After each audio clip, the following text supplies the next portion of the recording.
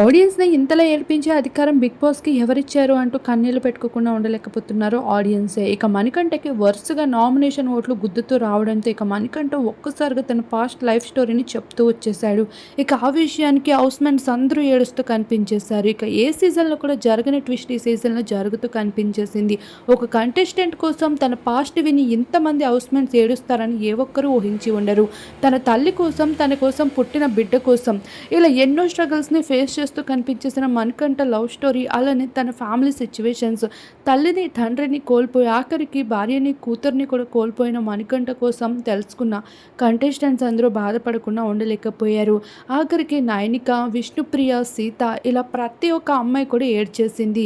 ఆఖరికి మణికంఠ సైతం ఆ ఎమోషన్‌ని కంట్రోల్ చేసుకోలేకపోవడం చూసి బిగ్ బాస్ కన్ఫ్యూషన్ రూమ్‌లోకి పిలిచి మరి తనని ఓదార్చాల్సిన సిట్యుయేషన్ వచ్చింది. ఇక కన్ఫ్యూషన్ రూమ్‌లో మణికంఠ ఏడ్చిన విధానానికి చూస్తే మన మనసంతా ఎంతగానో చలించిపోతుందని చెప్పుకోవచ్చు. ఈసారి బిగ్ బాస్ స్టార్ట్ కాకముందే అందరిని ఏడిపిస్తున్నాడు.